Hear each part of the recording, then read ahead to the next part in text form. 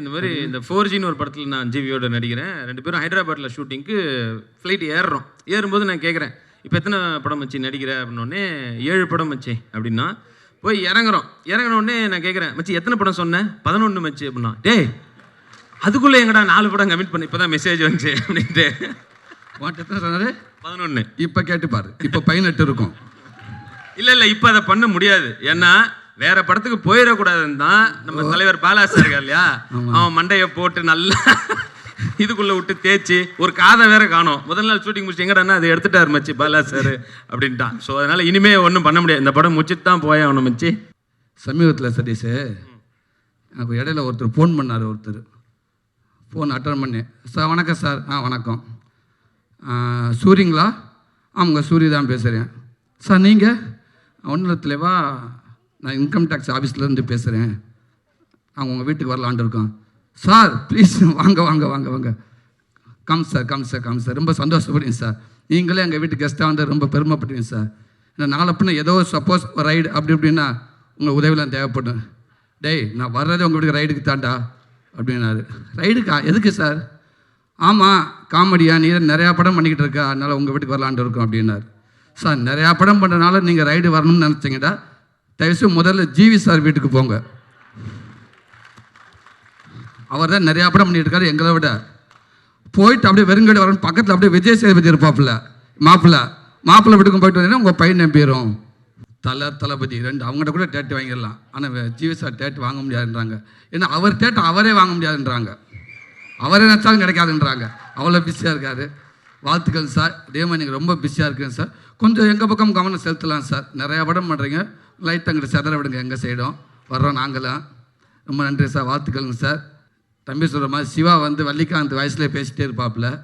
அந்த திருச்சியில் ரயில்வே ஸ்டேஷனில் ஃபுல்லாக ஷூட்டிங் போச்சு. அப்போ சில நேரத்தில் லேட் ஆகிடும். அண்ணன் கொஞ்சம் டென்ஷன் ஆகிடும். சும்மா எப்போவுமே அண்ணன் ஷூட்டிங் ஸ்பாட் வந்துட்டாலும் கொஞ்சம் நல்லா அப்படி இருப்பாப்புல. பாண்டியராஜானே நல்லா அப்படியே சட்டியில் போட்ட கடுகு மாதிரி அப்படி இருப்பார். டென்ஷன் வரல வந்துட்டா அந்த லேட்டாக ஏன்னா அந்த ட்ரெயின் அந்த ஒவ்வொரு ட்ரெயின் வர டேரத்தில் ஒவ்வொரு ஷாட் எடுக்கணும். அதுக்காக இவங்க எங்கிட்ட ஆளை காணா, அந்த சிவா எங்கே, சூரிய எங்கே, இவங்களை அங்கே போய் கூட்டி வாங்கினாங்க. ஒரு உதவி இயக்குன்னு வருவாங்க, நாங்கள் ஏதாவது ஒன்று சொல்லி சமாளிச்சிருவோம். உடனே பார்ப்பார், எங்கே ரெடியா? இல்லை சார் இந்த வரின்னு இருக்காங்க. புருஷுலி டைரக்டர் பிரசாந்த், இல்லை சார் ரெடி சார் இந்த வரின்னு இருக்காங்க. அப்புறம் ராம் டைரக்டர் மோதி பார்க்கலாம் படத்தை இயக்குனர் ராம், அவரு வரீங்க சார். வரமாட்டேங்க, வள்ளிகாந்த் அனுப்புடா அப்படின்றாரு. அனுப்புடா வள்ளிகாந்த். பிரதர் கொஞ்சம் இப்போ உடம்பு குறைஞ்சிருச்சுன்னு நினைக்கிறேன், கொஞ்சம் பல்காக இருக்கா. அப்போ இன்னும் கொஞ்சம் இருந்துச்சு. அந்த இப்போ இந்த படம் டைரக்ஷன் போய்கிட்டு இருந்தனால கொஞ்சம் குறைஞ்சிச்சு, உள் வாங்கியிருக்கோம். அதனால் அங்கே வருவார். அந்த ட்ரெயின் வந்துக்கிட்டு இருக்கேன், இந்த பக்கம் பிளாட்ஃபார்மில் கேமரா வச்சுருப்பாங்க. ட்ரெயின் வரும், ஆப்போசிட் கேரவன் நிற்கும். சொல்லிட்டு திரும்ப வர ட்ரெயின் வரும், இவர் உள்ளே வருவாப்புல. டே நில்றான். ட்ரெயின் வர கிராஸ் பண்ணிடுவார். கிராஸ் பண்ணி ஹலோ சூரி சும்மா வாங்க, நீங்க போட்டு கொல்றாரு மனுஷன், வாங்க. கத்துல நான் இறங்குறதுக்குள்ள சிவா ஓடிக்கிட்டு இருப்பாப்புல, விமல் ஒரு பக்கம் ஓடிக்கிட்டு இருப்பாப்புல, நாங்க இங்க இருக்கோம் பாருங்க அப்படின்னாப்புல. அந்த சவுண்ட் அவ்வளோ பவராக இருக்கேன். அவ்வளோ கஷ்டப்படுவார். அந்த உடம்பு வச்சுக்கிட்டு அந்த ட்ரெயின் போகிறப்ப ட்ரெயினை கிராஸ் பண்ணி ஓடிட்டு இருப்பார் மனுஷன். பாவம், அவ்வளோ உழைப்பு. நீங்கள் பதறினது ட்ரெயினுக்காக தானே, குறுக்க வராரு ட்ரெயினுக்காக தானே பதறினீங்க, இடிச்சு ஏதாவது ட்ரெயினுக்காக போகுதுன்னு. சண்டாலா இது நான் இல்லை, இது தம்பி. அதே மாதிரி தான் மெரினா ஷூட்டில் ஒரு வாட்டி அப்படி தான் வாக்கியில் கூப்பிட்டு இருக்கிறாரு சார். இவர் வாக்கி இங்கே அப்போ கேரவன்லாம் கிடையாது, காரில் தான் உட்காந்துருப்போம், சிவா காரில் தான் நானும் அவரும் உட்காந்துருப்போம். ஸோ அங்கே வாக்கியை வச்சுட்டு போயிட்டாங்க. இவரோட இது அடிக்குது. ஸோ எடுத்து அவர் சிவா வந்து இவர் மாதிரி எடுத்து பேசி, சார் சொல்லுங்கள் சார் அப்படின்னாரு. உடனே அவர் வந்து ஏங்க ரெடிங்க வர சொல்லுங்க அப்படின்னோடனே, சார் சும்மாலாம் கூப்பிட முடியாது சார், நீங்களே வந்து கூப்பிடுங்க சார் அப்படின்னு சொல்லி இவர் சொல்லி விட்டாரு. டேய் நீ யாரா அப்படி பேசுகிறேன்னு சொல்லிட்டு அப்புறம் அவரே வந்து அதுக்கப்புறம் உண்மை தெரிஞ்சு, ஆனால் அவர் பேசக்கூடியவர் சந்தோஷமாக அந்த உழைப்புக்கு. அதை இன்னைக்கு பாண்டியராஜா அண்ணனே உங்களுக்கு ஒரு நல்ல வாய்ப்பு கொடுத்து இன்னைக்கு செம்ம, கண்டிப்பாக செம்ம தான், டவுட்டே இல்லாத படம். இந்த அவ்வளோ சூப்பராக இருக்குது மியூசிக். அடுத்தது தான் இன்னொருத்தர் வந்து ரொம்ப இப்போ வந்து நம்ம முக்கியமான ஒருத்தர். அவர் வந்து அதான் இப்போ தமிழ் சினிமாவில் பார்த்தீங்கன்னா 3 விஷயம் கண்டிப்பாக இருக்கும். ஒன்று வந்து அந்த சென்சார் சர்டிஃபிகேட்டு, அடுத்தது பார்த்தீங்கன்னா அந்த நம்ம ஊருக்கு என்ன தான் ஆச்சு அது, மூணாவது இந்த மனுஷன் கண்டிப்பாக இருப்பா. அப்படி யாருன்னா நம்ம சொல்லுங்க பார்ப்போம், பாபு. நம்ம டைமண்ட் பாபு சாரா? அவர் சினிமாவில் நடிக்கிறாரு. அப்போ மகேஷ் பாபுவா? இவர் அவரோட அழகாக இருப்பார், நம்ம அண்ணன் யோகி பாபு. யோகி பாபு ஆமா, ஒரே ஒரு யோகி பாபு இந்த படத்துக்கு காசு வாங்காத நம்ம 2 பேரும் பேசினிக்கிறோம்.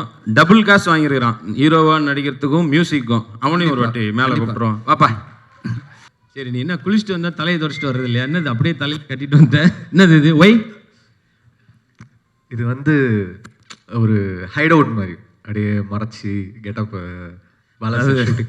தலையில் ஏதோ அது ஒரு பொடி கல்லில் தடவுனா கெட்டப் செஞ்சா? அப்போ அந்த மனுஷெல்லாம் என்ன சொல்கிறது? அங்கே ஒருத்தர் உட்காந்துருக்கார் பாருங்க, எக்ஸ்பீரியன்ஸ்டு கை. ஆரியா சாரா? அப்புறம் நம்ம ஆர்யா சார் பற்றி சொல்லியே ஆகணும். இன்றைக்கி வந்து ஒரு ஒரு அட்லஸ் சைக்கிள் கம்பெனிக்காரன் கூட சைக்கிளை இவ்வளோ ப்ரமோட் பண்ண மாட்டான். எப்போ பாரு இப்போ கேரவன்லாம் கிடையாது, ஸ்ட்ரைட்டாக முடித்தோடனே போய் சைக்கிள் ஏறி உட்காந்துக்கிறாரு. அதுக்குள்ளே ஒரு 500 கிலோமீட்டர் போயிட்டு வந்துடுறாரு ஒரு ஷார்ட் கேப்பில். இன்றைக்கி பல பேர் வந்து தமிழ் சினிமாவில் வந்து அந்த உடல் ஆரோக்கியமாக இருக்கிறதுக்கு நிச்சயமாக ஆர்யா சார் ஒரு பெரிய ரீசன். சரி வாங்க ஆர்யா சார், நீங்களும் வந்து 3 பேர் பசங்களாம் நிற்கிறோம், பரவாயில்ல அட்ஜஸ்ட் பண்ணி வாங்க, என்ன பண்ணுறது. ஜிவி வந்து நிறைய படம் பார்த்து இல்லைன்னா ஆர்ஆர் பண்ண என்ன மச்சா பண்ணியிருக்கேன், வேஸ்ட்டாக பண்ணியிருக்கேன், நான் தான் இருந்தால் இப்படி பண்ணியிருப்பேன் அப்படி பண்ணியிருப்பேன்னு அப்பயே நம்பாதீங்க. என்னென்ன படத்துக்குலாம் அப்படி சொன்ன மச்சி? யார் யார் சொன்னா சும்மா இவங்களுக்கு யூஸாக இருக்கும், யாருக்கு இருக்கோ இல்லையோ சொல்ல. லிஸ்ட்டு சொன்னேன்னா பெரிய பிரச்சனை ஆகிடும். பட் அவரோட கான்ஃபிடென்ஸ் தான். ஏன்னா அந்த எனர்ஜி வந்து நீங்கள் சாங்கில் பார்க்கலாம். அவர் எப்போவுமே குத்து டான்ஸ் எல்லாம் ஆடும்போது அந்த மாதிரி எனர்ஜியோட யாரும் ஆடி பார்த்ததே கிடையாது. ஸோ கண்டிப்பாக இந்த படம் ஒரு பெரிய ஹிட் ஆகும்.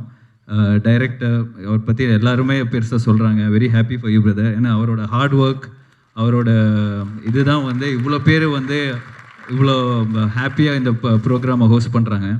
So all the best Pandiyaraj sir, கலக்குங்க. புதுசாக ஏசி மெம்பராக இருக்கிறீங்க, இங்கே ஏசி மீட்டிங் போட்டிடலாம். So all the best to the team. Thank you. நீங்கள் ஆக்சுவலி நோம்பில் இருக்காரு, அதனால கொஞ்சம் சட்டலாக மெயின்டைன் பண்ணியிருக்காரு. நான் நினச்சேன் ஏதாவது வந்து கோத்து விடுவாருன்னு, கொஞ்சம் கம்மியாக இருக்கு. ரம்ஜான்னால நீ தப்பிச்சேன். இது நம்மளுக்கு டப்பிங்களை விட ஒரு அளவுக்கு பேசிட்டு போயிருமே. அப்பப்போ அந்த அண்ணன் பார்ப்பார், பாண்டிய அண்ணன் பார்த்துட்டு ஓகே சூரிய ஓகே சொன்ன போயிடுவார். ஓகே முடிஞ்சு வீட்டுக்கு போயிடுவேன். திருப்பி ஒரு 1 hour கழிச்சு ஃபோன் வரும். அண்ணா வள்ளிகாந்த் பேசுகிறேன். அண்ணா அந்த நீங்கள் அந்த சிம்பு சார்கிட்ட ஃபோனில் பேசுனீங்களா? ஆமாம் கொஞ்சம் இல்லை நான் பேசிட்டேனே, இப்போ தான் நான் பேசினேன். அண்ணே ஓகேன்ட்டாங்க. இல்லைண்ணே கொஞ்சம் அந்த அந்த இதெல்லாம் சில வரலண்ணே, அதெல்லாம் இன்னைக்கு இல்லை, 1 மாதம் அங்கே படுத்து கிடந்தாலும் வராது லாஜாலாம். தயவு செய்து வள்ளிகாந்த், நீங்கள் உங்களுடைய வேலையை நீங்கள் வேஸ்ட் பண்ணுறீங்க, வந்த வரைக்கும் வரவில் வச்சுக்கோங்க. அண்ணங்கிட்ட சொல்லுங்க. விடவே மாட்டார் என்னைய, தனியாக கூப்பிட்டாது வந்துடுவார். வண்டியில் ஆட்டோலலாம் வந்திருக்காரு, எடுத்துட்டு அண்ணே நான் கீழே தான் நிற்கிறேன்டுவார். ஜி நான் என்ன சொன்னேன், டிரைவர் வந்து இல்லை பரவாயில்ல நான் வந்துட்டு நின்றுவார். ஆட்டோவில் கூட்டியாந்து நிற்க வச்சு பேச விட்டு அனுப்பிச்சி விடுவார். ஒரு வாட்டி நான் பைக்கில் கூப்பிட்டு வந்துடுறேன் டப்பிங்க்கு. அப்படிங்களா? பைக்கில் கூட்டி வந்தாங்களா? கூட்டு வந்துட்டேன். நடந்தெல்லாம் கூட்டி வருவாப்புல, விடவே மாட்டாப்புல அவர் காரி ஆனண்டா. அவர் சைஸுக்கு இவனை உப்பு முட்டையாக தூக்கிட்டு போகலாம்.